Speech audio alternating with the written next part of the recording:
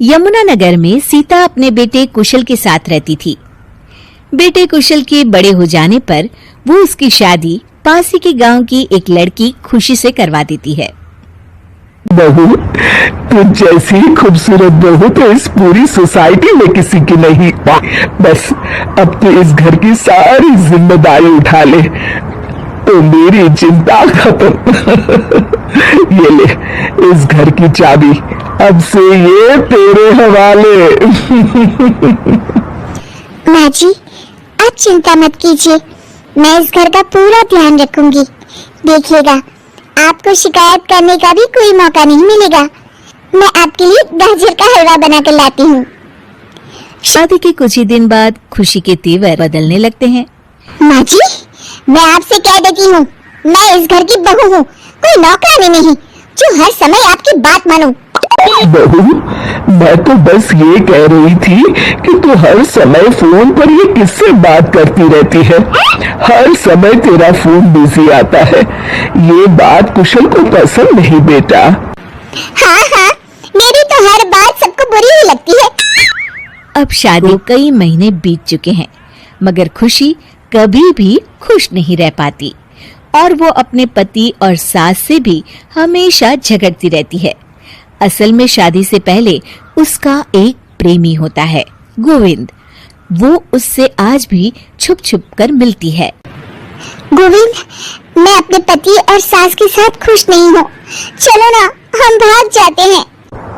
तुम एक काम करो, घर से सारा कीमती सामान ले आओ, उसके बाद मौका देखकर हम भाग जाएंगे।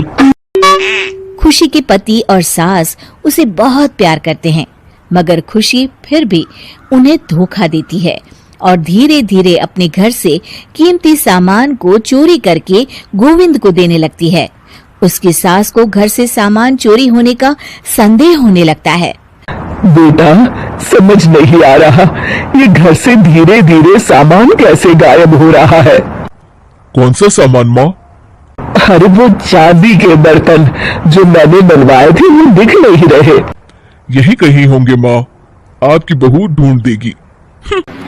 कितने बेवकूफ हैं ये माँ बेटे।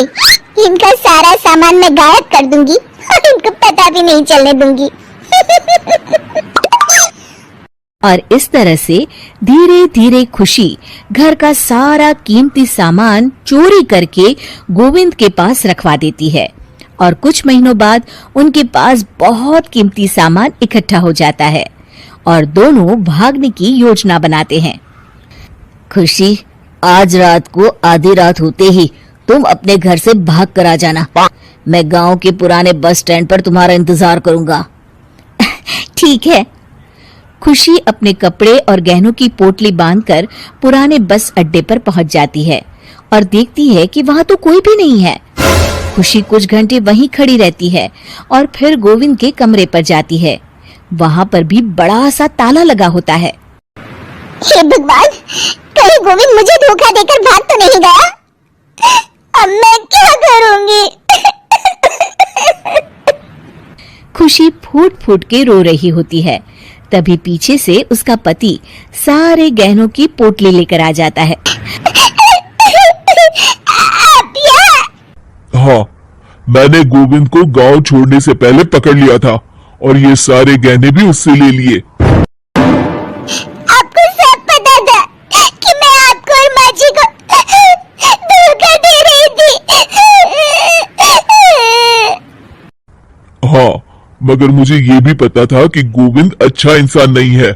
अगर मैं तुमको समझाता तो तुम कभी नहीं समझ पाती। इसलिए मैं चाहता था कि तुम्हारी आंखें खुद खुले।